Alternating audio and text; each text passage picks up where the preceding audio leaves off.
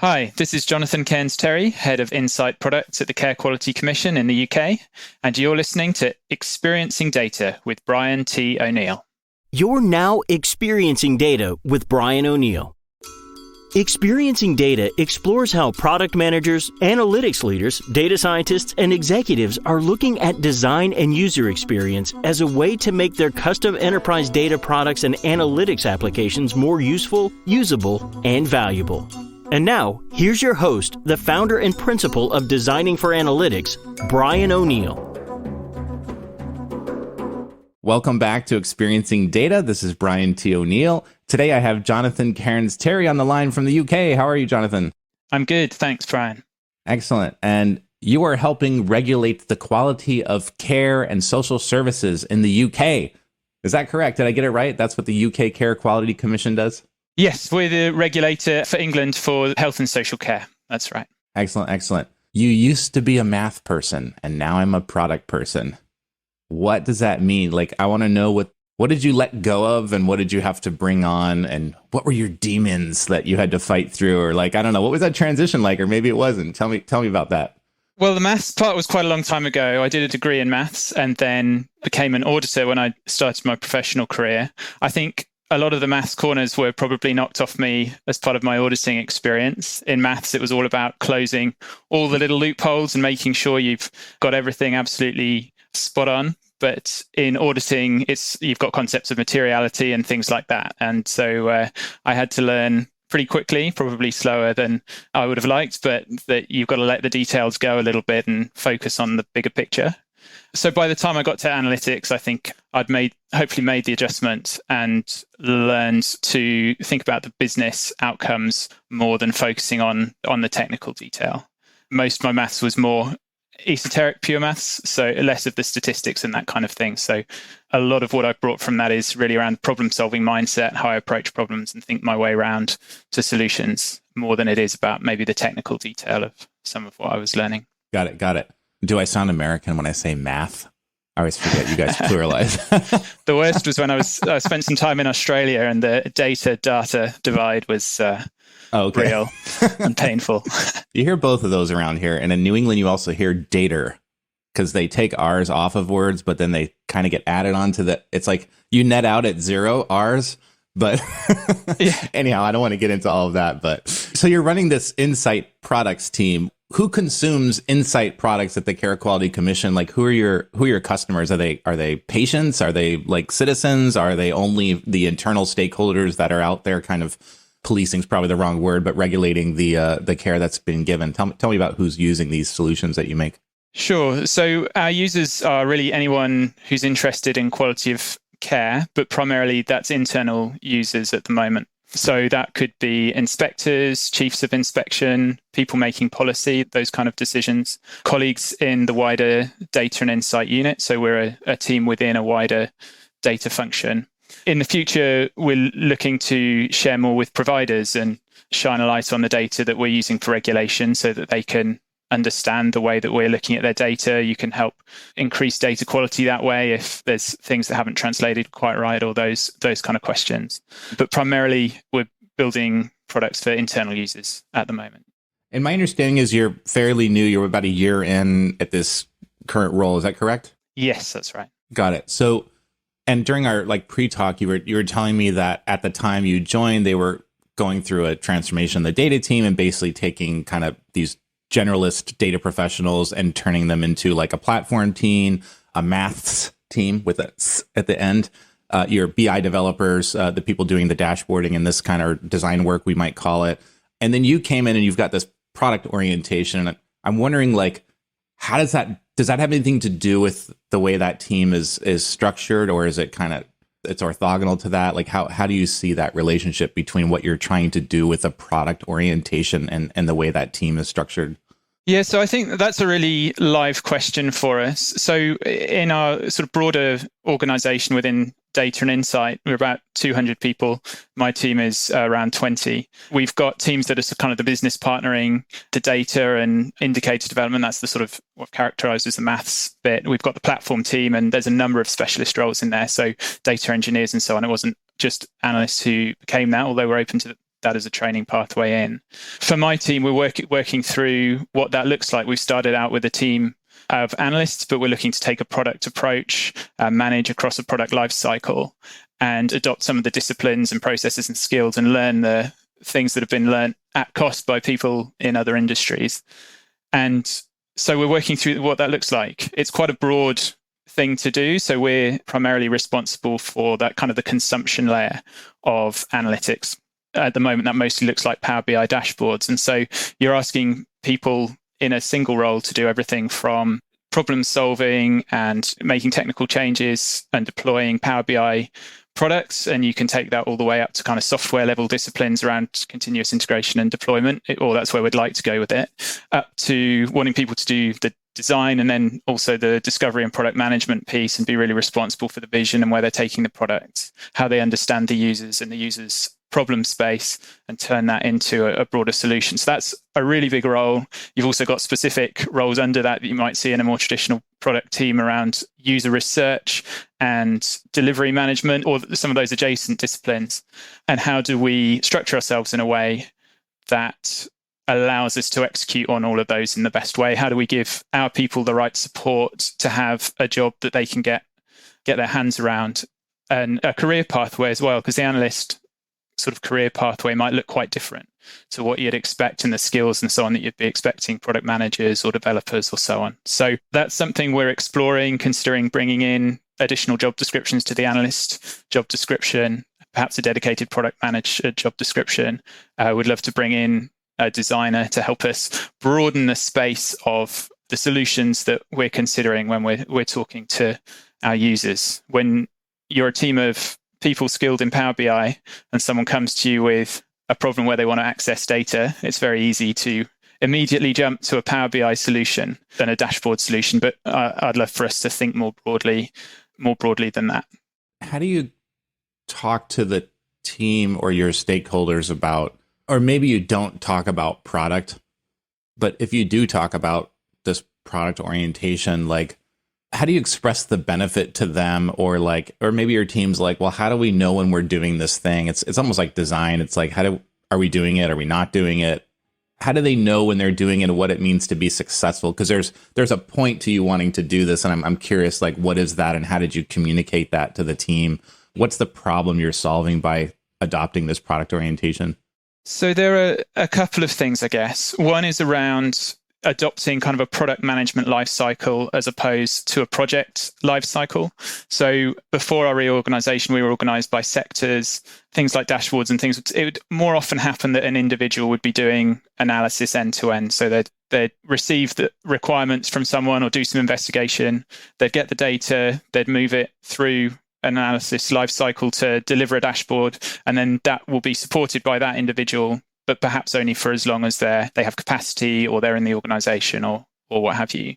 But with the product orientation, we're looking to move more to an idea that these are corporate assets that belong sort of to the business, I guess, or to the organization, that need to be managed in a consistent way, developed, and those kind of things. And so part of it is introducing that product management life cycle of, we've broken it into creation, maintenance, development, and retirement of products as well, and sort of thinking, actually, when do we no longer need to support something, or when do we need to choose to not do it, to prioritize something that's more important?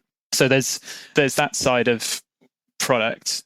But then the other side of it is around the user orientation and really thinking and challenging ourselves on outcomes. How well do we understand what someone's trying to do ultimately? How well do we craft a solution that fits seamlessly into what they're trying to do it, rather than, here's another dashboard you've got to look at.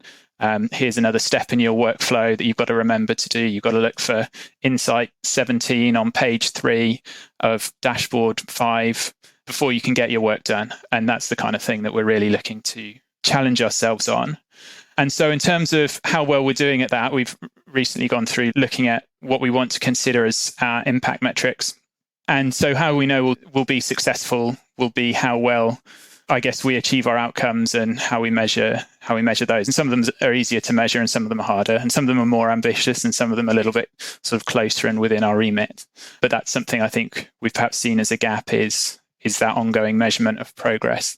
As we've just been growing in maturity, you can't address everything at once, but that's something we're looking to make progress on now and help people to provide some clarity with what good looks like. Do you have any signals along the way? Are you trying to objectively evaluate kind of this transformation? And are there some signals along the way you're looking for to know if you need to course correct, or like this is getting friction or pushback, or wow, this is like having an impact that I want? Like, are there signals that you're looking for as you go through this? I think you're always trying to sort of take the temperature of the team and get a sense of how people are feeling about what they're doing. I think you can get a sense of when people feel like their role is clear or not, or that kind of thing. But what I've really appreciated is the way the team have embraced the user perspective. And you hear people actively engaging with user research. We've brought someone in we're really fortunate, has got some experience with user research, who's able to help us get a bit further ahead with that as well. And just the willingness to ask those questions in a different way. So I think you're picking up those soft signals. We're talking about users a lot. We're asking the right questions when we're considering developing new solutions. I think some of the challenges, sort of, as you talk about going through that transformation, are really about, in a wider organization of 200 people that's used, just talking about the data and insight unit, that's used to doing things in a certain way, and building that level of understanding when everyone's working in new roles and new teams. What are the interrelationships within teams? What am I responsible for? What are you responsible for? Things like that. So, for example, we've got a lot of, Power BI is our analysis tool, as I've mentioned. And there's an expectation that people across the data and insight unit, and indeed across the organization, will be using Power BI as part of their work. And so someone who's in our business partnering space, maybe our operational business partnering or our more strategic business partnering, will start some analysis and take it to someone based on a request or a need that they've identified or been brought. And then they'll start to build out a solution. And then at some point, someone goes, that's great, I'd like to see that every month. And then what's the point at which that's actually something that is a corporate asset that needs to be lifecycle managed versus something that's sort of a tactical piece of analysis that's really helpful? And how do you make that transition? And how much are they adhering to or responsible for adhering to our visualization best practice, for example, or our design guidelines? And have they had the conversations up front that we might, if we were doing it, to create a product ourselves? And so you've got to do that through, a lot of that's through experience, I think communication as well, and trying to set out the boundaries. But I think you make progress, then something comes up and you sort of see someone's gone further than perhaps you'd like, and you just manage it through relationship and try to grow in it together, I suppose. Yeah, I heard this great podcast. The Knowledge Project is a podcast I listen to all the time, and I forget the name of this PM. He was at Twitter and Stripe for a long time, and he talked about this idea of everything should be data driven and metrics driven, and if you're not measuring it, you can't improve it. And he's like, that's not correct, because you can evaluate things and you can measure things.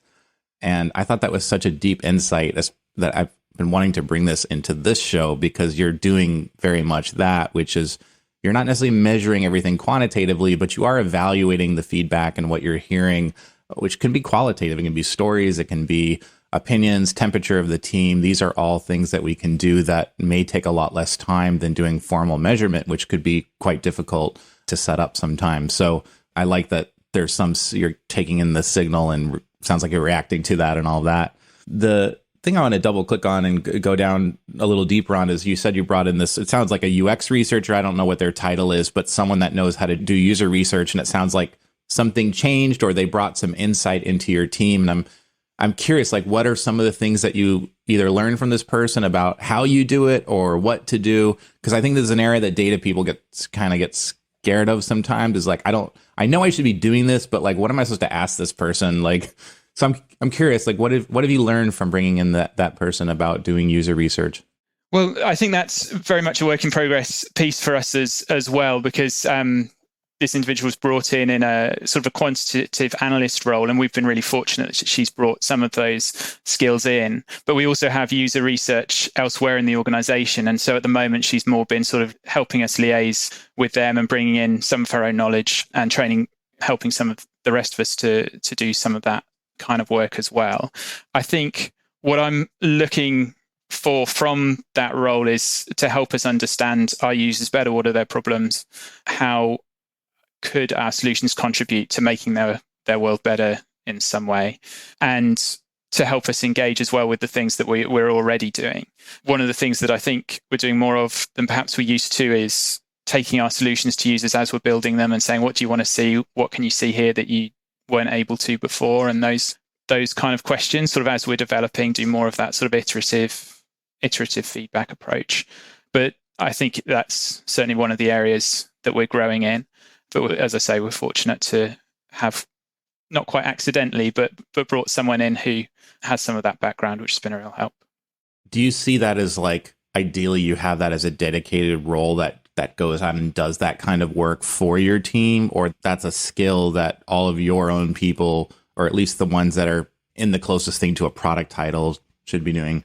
Well, I certainly think anyone in a product title should be doing that themselves on some level. I think, and I'm still very much learning in all this space as well, but sort of the discovery piece is really important. And when we chose to structure the team, we took a little while to provide some sort of substructure to the team. And what we chose to do was group ourselves around users rather than sectors or sort of subject matter expertise or those kind of things, because we wanted to set an expectation that we would be growing in our understanding and depth of knowledge about the different roles of the people in the organization that we were working with. So I think there's certainly a place, and I would expect that we would have user research as a dedicated skill, certainly within our organization and in our team, partnering with people elsewhere to do it. But it's very much should be part of what we're thinking about. And it should be something, if we do go down a route of having more dedicated development resource, I'd expect them to be understanding and talking to users, maybe not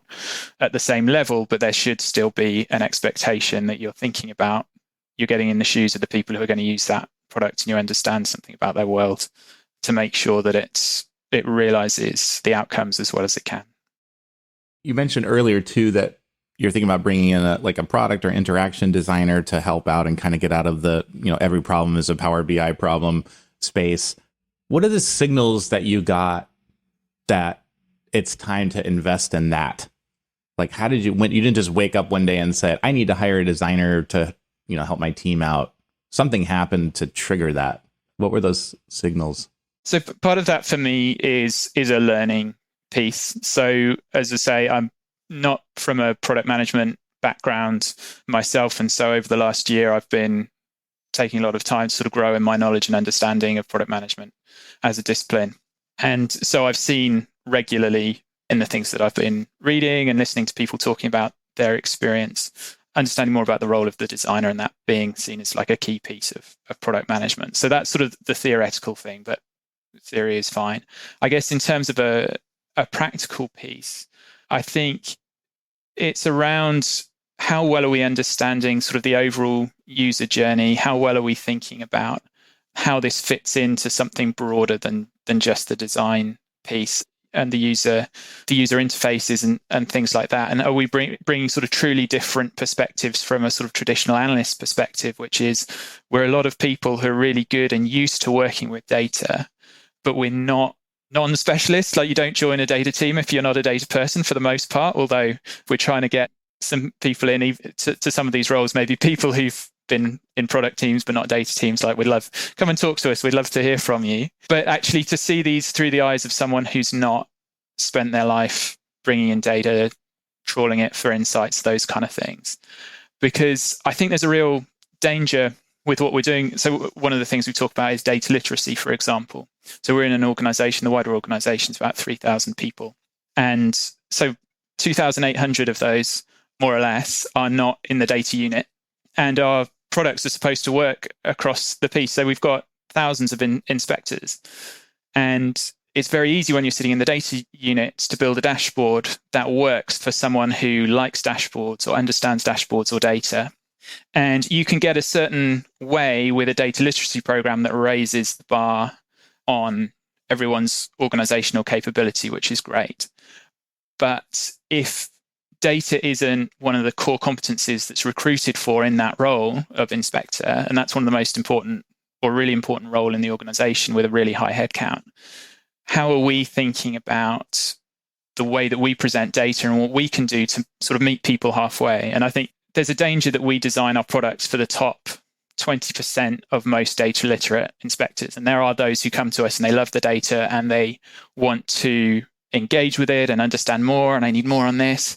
But then you've got perhaps 80%, thousands of people potentially, who aren't specialists, who also need to access and understand this data and take useful things from it. And that can't just be the data literacy. That also needs to be to do with the way that we present insights to them. Can they use them in a consistent way? Can they explain them to others and all of that kind of thing? And many of them will be able to do that well. But do our products reflect that need? And so bringing in a designer, or a designer, we're going to have one designer who saves this. It's going to be great. You mean Superman? Yeah, exactly. It's poor designer who's coming in and I'm like, you solve all these problems for us. It's fantastic. There's your desk. Come to me if you have any problems. But, bringing in more of that way of thinking and that understanding and that perspective in the way that we build things. Yeah. Who's not a data person, I think will really help us strengthen. And then maybe we build something that at least the 80% of inspectors and probably 100% can really get value out of it. And even those who aren't pushing the envelope with it, they're still able to do the core things that we need to do effectively. I'm curious, have you ever sent any of your data team out to do an inspection with the inspector and just watch them? When do they pull out their tablet? Or I don't even know the context of would they be doing that real time, or it's like back at the desk type work, but any type of like shadowing to see when does data play a role in their day-to-day kind of life? Well, it's funny you should mention that actually, because I asked one of my deputies to pull out our old policy for doing that very recently. So it's something that used to happen before our restructure. It's something that we need to get back into. I think that kind of thing's going to be really important. I'm absolutely keen to do it myself because I'm new to the organization and it'll be really important for building my understanding. There's also sort of a wider transformation going on at the moment around the platform that we use to record and do our assessments and inspections and wider than that as well. And the hope is that, or the part of the driving force behind that is to give better tools for capturing the data in a structured way and for inspectors and assessors and different roles that we've got within that group to be able to make better use of the data in the assessments that they're doing. So there's going to be a bit of a meeting in the middle. I think they'll have better tools to look at insights, hopefully potentially on the go or in the different aspects of their inspection journey. And we'll have a better understanding and ability to deliver really relevant things to them that move the needle on understanding quality of care and what we're trying to achieve. I've never seen an example where spending that time, that customer exposure time, particularly in doing shadowing, is not beneficial. So if you're listening to the show, it's definitely something that I advocate. And it's not just about, there's kind of two benefits. One of them is like, yeah, sure, you get to see functionally in this workflow, like, oh, they're pulling a tablet out. Oh, what are they going to launch? Oh, they're launching Power BI. Oh, what are they looking at? And you're seeing which data they're using and which are your tools. And then they used it wrong. What is he doing? And you're running all this stuff in your head. Very practical stuff. But the other thing you're going to do during that time is you're probably going to have time to get to know Karen. And Karen has a job to do. She's an inspector. And at some point, you stop building tools for the inspection department and you start building tools for people like Karen and Karen's boss. And Karen and her boss aren't so good right now because the boss got burned because the staff didn't do something right and reported some information wrong and blah, blah, blah. And you start to understand what Karen's afraid of. And it's having the wrong information, or it's like, I don't know how you counted the number of widgets on this screen and we got burned last week. And you kind of like Karen now. And you start to realize, like, my work has a direct impact on this person, or we could save her day so easily with this like little widget or whatever the heck it is. This is when we talk about empathy, this is the practical development of empathy. Like this is literally the practice. It's not a fluff thing. You're just naturally going to probably start to have some more empathy for this person. And then your team starts talking about building things for Karen and her team, not for the whatever department, which is this faceless entity, the corporate entity. It doesn't have a face, it doesn't have a heart and feelings and all this kind of stuff. So it's hard not to when you know how your work is going to go out into the wild and you start to like really understand that doing a poor job here could burn somebody, and maybe in some cases it's like the data is not that it's not that life impacting or whatever, but it makes the work more rewarding as well when you kind of feel like Karen is going to love this because we saw the struggles and she's going to totally dig this. And or at least you hope that's your hypothesis and you want to go out and validate that like a good product person. But anyhow, that's my little soap. I'm going to get off my soapbox because I want to hear more about you. But no, that's great. And absolutely. And we're, as an organization, it's a key part of our strategy to be smarter through data. And so understanding where people are at, how they're using it, and all of those kind of things is super important. So I'm totally on board with that.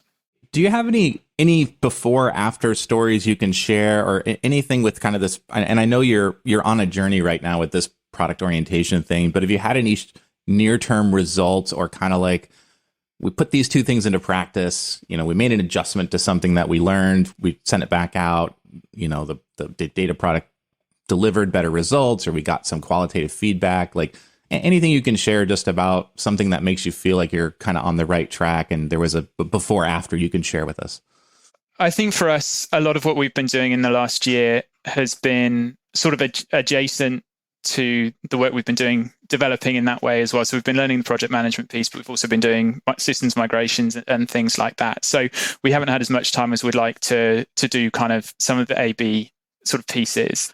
But what I'm seeing, I guess, like it goes back to the behaviors that I'm seeing, the way people are talking to users. And so we've got a recent one where what we ended up building would have been really different if we hadn't engaged with the users and understood what they wanted from the tool and how they were going to use it. And so we had some different dashboards and that were sort of fragmented in different places, and we've brought that together in a single place, and we've talked to users about what the most useful parts are. And so it's really influenced what we've done there. So I can't say we've got metrics that we're here and we're there, but the way that people are starting to do that. And then there's some other ways as well. We've also been trying to adopt more of an agile approach to the way that we run the team. And one of the things is just in terms of having a backlog of things or a prioritization around a list of things that we're looking to do. And I had a conversation with one of my deputies where he was saying, we've got this list of things and there's some stuff that we're just not getting to because we've got higher priority stuff. And I think for me, that was also a really good thing in terms of we're doing a good job deliberately not doing things as well as getting stuff done. And we're sort of picking up some of those behaviors in terms of sort of the best use of our time. And also some of the stuff we probably said no to, where people have said, I need a dashboard for this. And you go, you don't just build it. You go, oh, well, okay, what are you looking to do? And they say, we're looking to do this. I'm like, I'm not sure dashboard is the right thing. And then we've sort of saved the whole work of building and maintaining a dashboard that wasn't needed. Right. I mean, one of the biggest successes overall is that we've got a dedicated list of products. We've got a product catalog now. So previously, there was a very sort of fragmented landscape. We did an audit as part of systems transformation we were doing of Power BI dashboards. There were like 4,000 dashboards or workspaces across the organization in all sort of various different states of this is a live 3,996 not used. Yeah, well, potentially that's the danger, or perhaps even worse, used but not maintained. You don't know, but right, used with bad data that hasn't been updated in 3 years. Well, yes, you hope not. But like how do you get your hands around that? Yeah. And so for us, one of the big things has been, okay, so as a team, what are we responsible for? What's that list of things that we're saying we're going to maintain, we're going to monitor, we're going to transform, we're going to develop? If something comes up, it's our responsibility to fix it. So that's actually a really huge piece around defining our scope and thinking about taking that portfolio view on of we don't have a lot of individual dashboards. Like in what I call the old world of pre-transformation, lots of good work was going on, but it was going on in isolation with individuals for the most part. And what we've been able to do since we've sort of consolidated as a function rather than as sectors is to have common, I guess, standards and approaches and ways of doing things that allow the whole piece to be strengthened, that people don't have to worry that stuff's not going to be maintained when they go on holiday if something comes up and no one else has access or knows, or those kind of things. Like some of the things that I think actually it just improves quality of life for people. You haven't got that sort of anxiety that if this breaks, I'm the only person who knows how to fix it. And what returning to earlier, that sort of corporate asset piece. How are we thinking about these things as products that add value to the organization on an ongoing basis? That I think is a really huge piece. So we've got a list. It's around 60 odd products, I think, at the moment. We're probably expect that to reduce as we've got a new sort of broader system that goes online and we consolidate around probably a smaller number of products. But that's a huge piece for us organizationally. Are there any things that you would change, if you got picked up right now and dropped into the Spanish Care Quality Commission, and let's assume you're fluent in Spanish now, same org, same structure, same mandate, you're still like, I'm still bought in on this product orientation, same space. Are there any things that you're going to do different, or anything like, no one told me this the first time, I'm not doing it this way again? Like, any adjustments you'd make about how you're kind of trying to lead this process of going towards outcomes over outputs with your team? It's a really good question. I think one of the things that happens when you come into a new organization is that you want to understand and grow and find out the way things are before you start to think about making changes or making changes on your context. And so it's difficult to say, oh, I would do this differently or that differently, but I think some of the emphasis maybe would change, and some of the learning that I've got now would feed in. So as I say, I've been learning a lot over the last year, and one of the things I've tried to do is consistently make time to read books, listen to podcasts, get across a lot of this material and just understand more about how to do this effectively. And so, for example, recently I've been reading or listening to Empowered by Marty Kagan and Chris Jones. And if someone had handed that to me on day one and said, read this, it sort of tells you how to lead a product team. There's lots of things that I'm taking from that I think would have strengthened us. But at the same time, we've had a journey to go on over the last year anyway, through sort of various factors, like I say, through the migrations and so on. But forming as a team, for example, as a transformation, a lot of people who had been colleagues before but not worked together had been put together in a new group. And so actually one of the things we did early on was sort of prioritizing trying to get that sense of team over trying to sort of make changes or do some of the practical stuff maybe, because we wanted to have a sense of identity and a feel that we were all in there together. So there aren't any sort of really big ones where it's like, I wish we hadn't done that, or we should have done this first, or that kind of thing. But I think just the more that I've learned, the more I'm finding things that are helpful and can help us in our journey going forward. I think maybe some of the ones around metrics and providing that clarity of where are we now and what are we doing, maybe even just like really basic usage stats if we can, and starting to say, okay, we're just going to try and get the number of products down in some way, like a more focused portfolio, the number of users up, and providing some of that role clarity to people, I think would be helpful, and just trying to make people's priorities as clear as possible. I think one of the things around, as I said, that sort of very broad analyst role is that people haven't quite known what the right thing is to focus on right now. And I think probably I would look to define that a bit more clearly up front. Thanks for sharing all this. It's been really great. I wanted to shift to an upcoming event. So you became a member of the Data Product Leadership Community. You're one of our founding members, actually. So I just wanted to, first of all, thank you for participating and screening new applicants. Thank you for having me. Yeah, no, it's been really great. And you're going to be our third presenter, actually, in October 12th, 2023, if you're listening to this now. So you're giving us a talk. It's called From Analytics to Insight Products, Adopting Product Management. I assume a fair amount of what we talked about today will kind of be in there, but you're going to probably go much deeper with the DPLC. Anything you want to share there about the webinar that's coming up, or just your participation so far in the DPLC?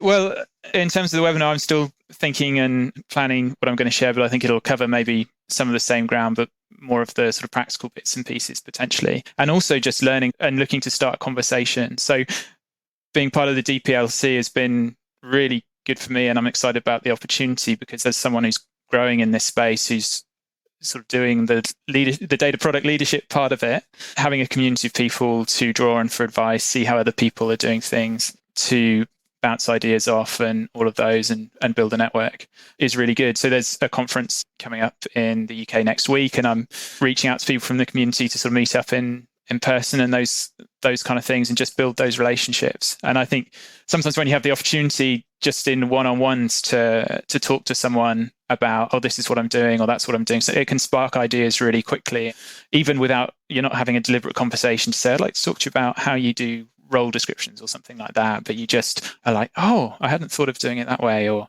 yeah, tell me more about that. So that's really good. So I'm absolutely excited about that. And yeah, looking forward to sharing. Cool. Yeah, I think you guys were the UK was the first geo-specific channel in the Slack. Yeah. So and it's nice to see that like there might be a first IRL real life meetup between some of the members, because we're all over the globe. So I was excited to see that I think John Cook's going to that as well, and you guys might meet up. So put a photo in the Slack. We'll look forward to seeing that. I just want to invite the listeners again. It's October 12th, 2023. These are all recorded as well, so you can check them out later if you choose to join at a later date, or you're getting this episode in 2027, listening to the back catalog. So, Goodness. Jonathan, where can people follow you? LinkedIn, is that the best place, or do you have a website? How can people get in touch? No, LinkedIn's the best place to get me. Yeah. Excellent.